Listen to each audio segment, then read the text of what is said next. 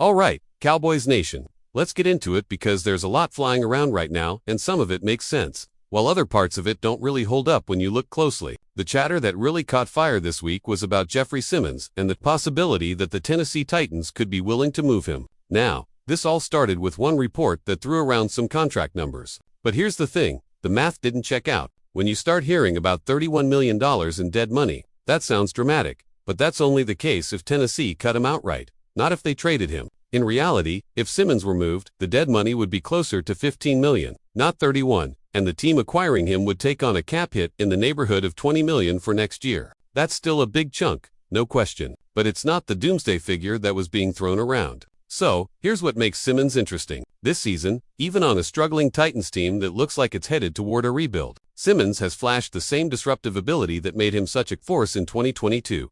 He's strong against the run. He can collapse the pocket, and he already has a couple of sacks and several tackles for loss. When healthy, he's the kind of interior defender that changes how an offense has to block you. The problem, at least from a Cowboys perspective, is whether it really makes sense to add another highly paid defensive tackle when you've already invested in Kenny Clark and Osa Tagaz. Those two guys are going to command snaps and money. So, would you really want to give up draft capital and eat a $20 million cap figure for someone who might only be on the field 40% of the time? It feels like a case where the player is excellent, but the fit isn't there right now. If Dallas was thin inside, maybe you think harder about it. But given the current roster construction, that move just doesn't add up. Now, shifting gears, there's another name that's been popping up in the rumor mill, and that's quarterback Tariq Woolen, out in Seattle. This one actually grabbed my attention because it checks a lot of boxes that Dallas tends to like. Woolen is 6'4", over 200 pounds, runs a blazing 40, and has arms that stretch forever. That's the exact prototype the Cowboys love at corner. His rookie year was eye-opening with 6 interceptions.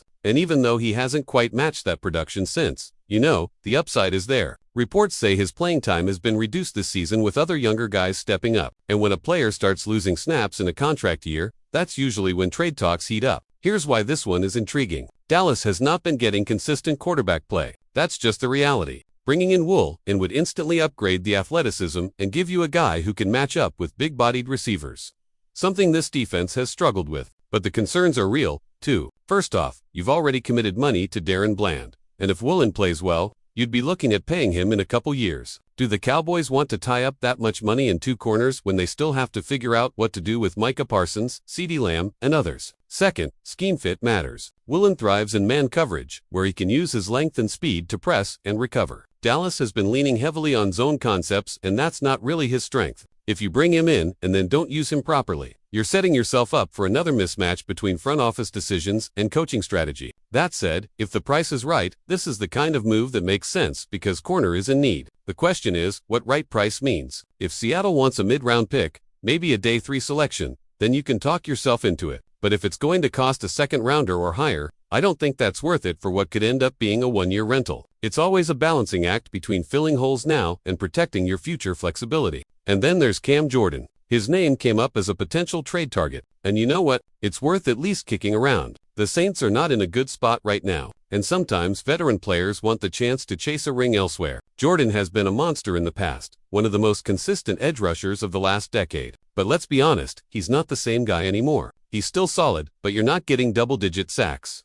You're getting a reliable presence, someone who knows how to play, but not the Pro Bowl version that used to wreck games on his own. The upside here is that his contract is very manageable. He's playing on the veteran minimum base salary, so you're not blowing up your cap to make it work. If New Orleans is willing to move him for a late-round pick, maybe you take a flyer, because let's face it, Dallas needs help at edge. The depth there just isn't where it should be, and Micah Parsons needs more support on the outside. Still, you don't want to fall into the trap of chasing big names for what they used to be instead of what they are right now. Bringing in Cam Jordan for leadership and depth makes sense, but if you expect him to transform your pass rush, you're probably setting yourself up for disappointment. He's more of a piece than a solution at this point in his career. On the offensive side, Bleacher Report threw out Xavier Legette as a trade idea. And I'll be real with you, I don't get it. He's a young wide receiver with size and speed, but his production has been minimal. We're talking barely over 500 yards in 18 games, more drops than touchdowns, and no signs that he's ready to step into a big role. Dallas already has depth at receiver,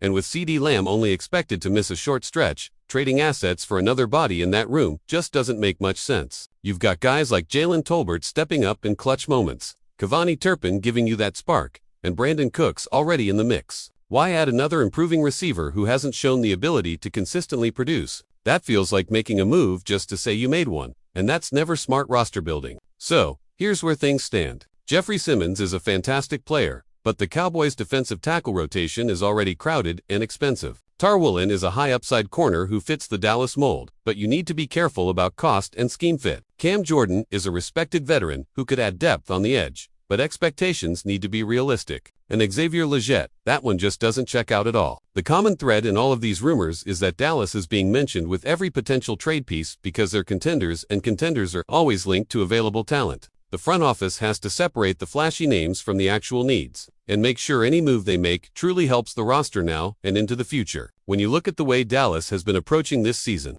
you start to realize the trade rumors are not just about names. They are about the direction of the roster and what the front office values most. Let's dig deeper into why some of these ideas make sense in theory, but fall apart once you think about the bigger picture. Take Jeffrey Simmons again. He's one of the premier defensive tackles in football. No question about that. But Dallas has already made clear financial commitments at that spot. You cannot keep stacking expensive pieces at the same position without eventually sacrificing somewhere else. The Cowboys have their eyes on keeping Micah Parsons long-term, locking in CeeDee Lamb, figuring out what to do with Dak Prescott's contract, and making sure cornerstone players are rewarded. To throw $20 million a year at another tackle when Osa Odighizuwa and Kenny Clark are waiting for their checks just feels like setting yourself up for a cap crunch. This is the type of move that looks flashy in October, and then by February, you're scratching your head trying to figure out how to balance the books. On the other hand, the appeal of Simmons is clear. The guy disrupts games. He is in his prime, and he would instantly raise the floor of any defensive front. But Dallas is already strong in the interior compared to other parts of the defense. The issue has been more about consistent edge rush pressure opposite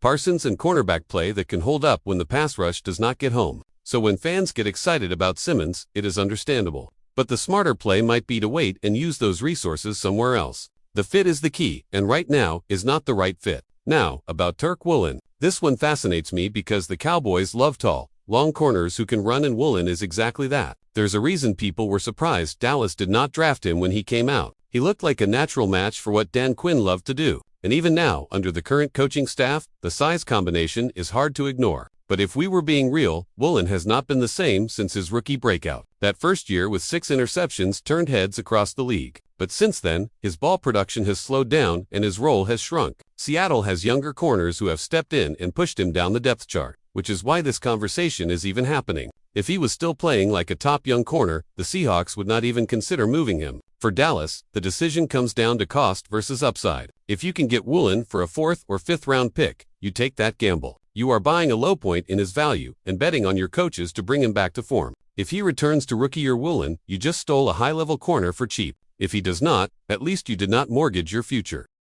But if Seattle asks for a 2nd rounder or even an early 3rd, you have to think long and hard because remember, you already extended Darren Bland, and Trayvon Diggs will eventually be coming back from injury. You cannot pay everyone. If Woolen plays well and demands a big contract in a year or two, you are now forced into another difficult decision, and we cannot ignore scheme fit. Dallas plays a lot of zone concepts now, mixing cover 2 and cover 3, and Woolen has not been as effective in zone. He is best in man coverage, where his speed and length can erase mistakes. So the front office and the coaching staff need to be aligned on how they would use him. Otherwise, you end up in the same cycle we have seen before, where a talented player comes in but does not fit what the defensive coordinator wants to run. That is wasted resources, and this team cannot afford that. Then you shift over to Cam Jordan, a name that carries a lot of weight because of what he has done in his career. Jordan has been one of the most respected edge defenders in the game for over a decade. The kind of player who sets a tone with leadership and effort. But Father Time is undefeated, and a version of Cam Jordan that wrecked defensive lines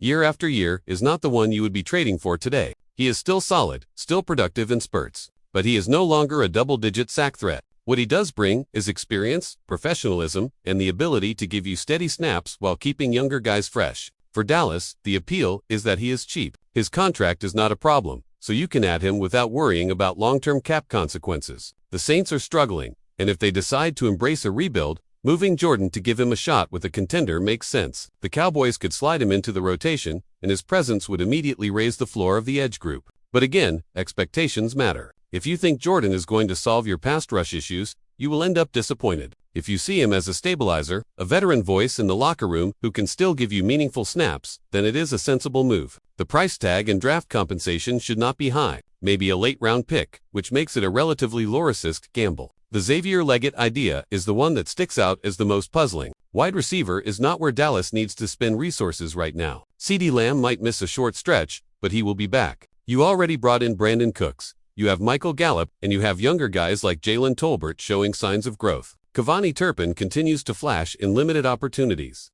and there is no need to go out and spend draft capital on a receiver who has not proven he can consistently contribute in the league. Legit's numbers are not inspiring, and the fact that he has more drops than touchdowns at this stage is a red flag. Making a move for him would feel more like desperation than strategy, and that is not how this front office should operate. What all of these rumors show is the tension every contending team deals with as the trade deadline approaches. You want to be aggressive, you want to keep improving, but you cannot make moves just to make them. Every draft pick matters, every cap dollar matters, and every roster spot matters when you're trying to compete for a championship. The Cowboys are in the mix, and that is why they're being linked to every possible trade target. But the front office has to stay disciplined. Simmons is a great player, but not the right fit financially. Woolen is intriguing, but risky depending on cost and scheme. Jordan is affordable and brings leadership, but does not fix everything, and it simply does not make sense right now. But before we continue, don't forget to subscribe to our channel and give this video a like. Your support helps us keep bringing you the latest updates on the Dallas Cowboys. Feel free to share your thoughts on the news in the comments as well. Whispers are growing louder around the NFL,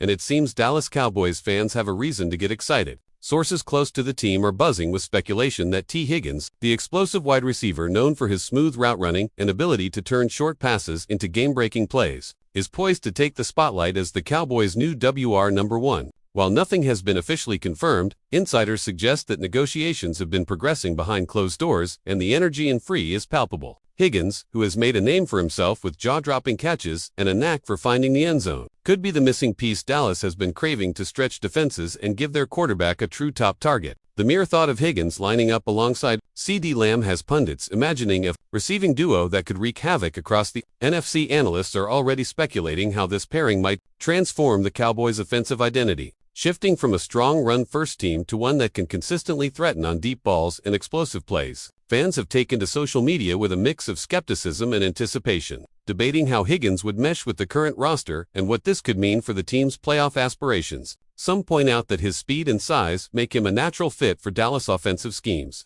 while others are buzzing about the potential for record-breaking numbers if he becomes the focal point of the passing attack. Even within locker rooms, murmurs suggest that teammates are excited about the prospect of having a weapon capable of changing the game in an instant. Though still a rumor, but T. Higgins' two Cowboys storyline has all the hallmarks of a blockbuster move: talent, timing, and a franchise hungry for dominance. If this deal comes to fruition, it could mark the beginning of a new era in Dallas, one defined by high-flying offense and relentless scoring. Until then, fans are left on the edge of their seats, eyes glued to every report, every hint, every whisper that suggests the Cowboys might just have snagged their next superstar. That's it for this update. If you enjoyed the video and want to keep receiving exclusive news about the Dallas Cowboys, please subscribe to our channel and give this video a like. We always look forward to your comments and opinions. See you in the next video.